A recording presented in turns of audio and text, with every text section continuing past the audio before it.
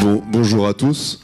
Donc, je m'appelle Damien Barbarin et je suis IT manager pour le groupe Prozone, dont le métier qui s'est développé dans les années, qui a été créé sur Nice, est de faire de l'analyse des performances sportives.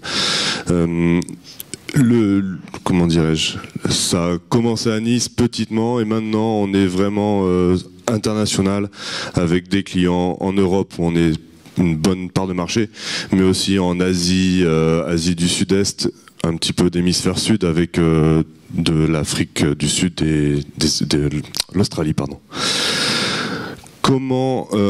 Qu'est-ce qu'on propose à nos clients? On leur apporte deux types. On a deux types de clients, essentiellement des clients qu'on va diviser en médias et professionnels. Les médias, c'est des gens qui ont besoin d'informations live, c'est-à-dire rapidement, à la suite de l'événement ou pendant l'événement, parfois même avant la retransmission télévision. C'est le cas par exemple pour Canal+, pour lesquels on déploie nos systèmes sur stade avant leur camion de retransmission pour qu'ils puissent intégrer directement des infographies dans les retransmissions satellites. Là évidemment on ne peut pas récupérer le satellite, donc on se met sur le stade. Et après, donc beaucoup de presse régionale et d'autres sites web qu'on alimente avec nos web services qui demandent du live et de la concaténation d'informations au travers des championnats ou des différentes régions.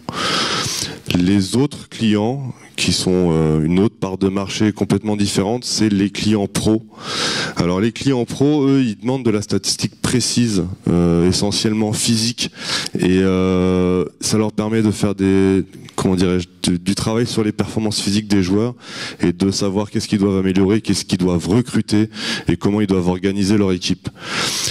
Pour eux, on met nos propres systèmes de caméras sur les stades, parce que si certains font de la vidéo, ils doivent très bien savoir que la distorsion liée à la distance et aux angles sur un terrain carré avec un objectif, c'est pas très pratique à gérer. Donc nous, on a résolu le problème en mettant nos caméras, nos optiques qu'on connaît et nos propres systèmes qui corrigent les distorsions. Ça nous permet de positionner très précisément l'ensemble des acteurs du terrain, qui peut être du foot, du rugby, du hockey sur glace, du handball, dans les dernières choses qu'on a fait, et de les positionner 4 fois par seconde, donc d'avoir une grande précision sur les données.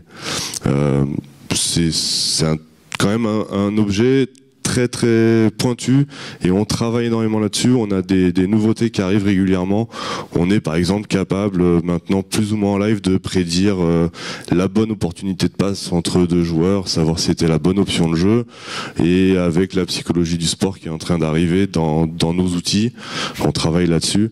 On va même pouvoir prédire la passe avant même qu'elle ait lieu et peut-être même avant que le joueur les pensées.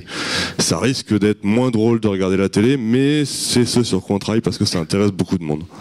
C'est très vrai hein, ce que je vous dis, c'est malheureusement.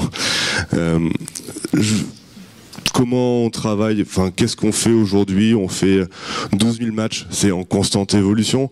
Comme je vous l'ai dit, on a commencé par du foot, on fait du rugby, beaucoup en hémisphère sud, mais aussi tout le top 14, donc ça augmente le nombre de matchs analysés. On a une base de 100 000 joueurs. Alors ça c'est pareil, on travaille avec SI Sport Interactive pour les joueurs, les gamers de la salle, ils doivent très bien connaître. La base là, on augmente en permanence, on a une collaboration avec eux et du coup on augmente cette taille. C'est des centaines de milliers qui arrivent régulièrement. Et puis après, c'est 300 clubs, organisations, clients professionnels ou des organisations, j'entends par exemple la Ligue de football professionnel en France et d'autres en Pologne notamment. Je crois qu'on a aussi...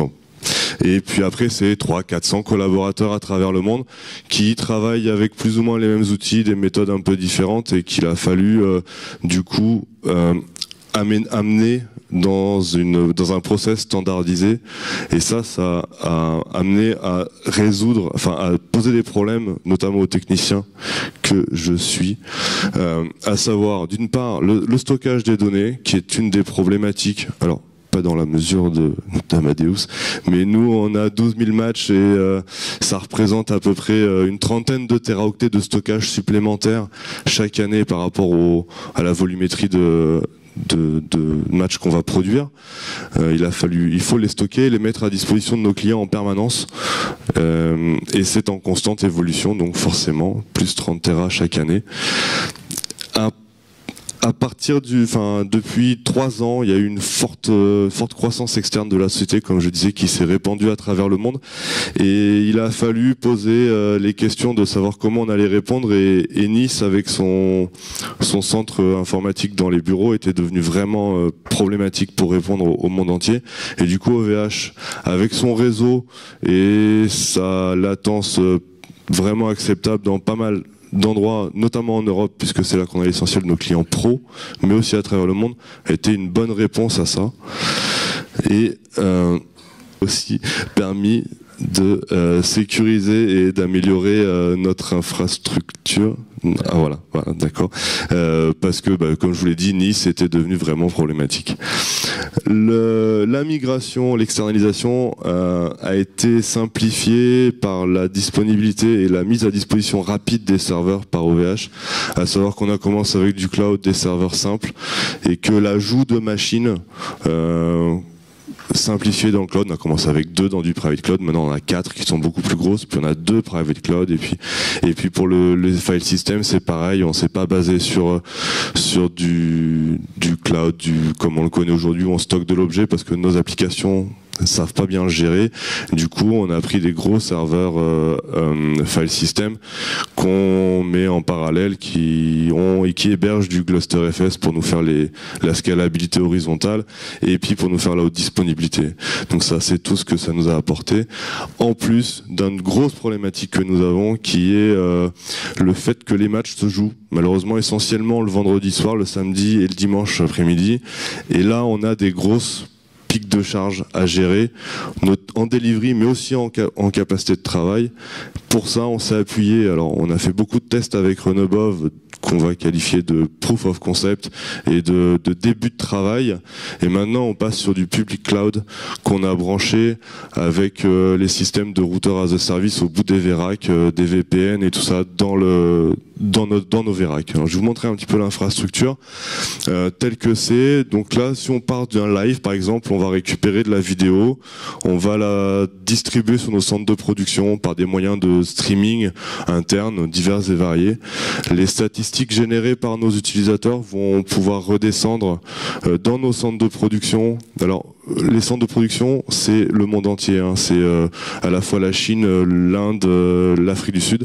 Tout ça remonte chez OVH, où on va concaténer la donnée, on va la requalifier si besoin, et on va la livrer à nos clients, des clients comme un petit peu des clients pointilleux, hein, ils rigolent pas trop au Bayern de Munich sur la qualité des statistiques qu'on leur envoie, encore moins chez Canal+. Voilà, bon dessin de ce qu'on a fait. Les VDI qui sont dessinées, elles servent en fait à rapprocher les utilisateurs de nos données, c'est-à-dire que ça faisait aucun sens de redéplacer les données plusieurs fois. Du coup, on les rapatrie directement chez OVH et on fait un système de VDI, alors comme je le disais, basé sur Runabove, et maintenant sur du public cloud, qui nous permet de ne plus transférer autant de données comme on le faisait auparavant. Lors de l'externalisation, on s'est aperçu qu'on avait une architecture un peu obsolète au niveau des logiciels, une architecture logicielle.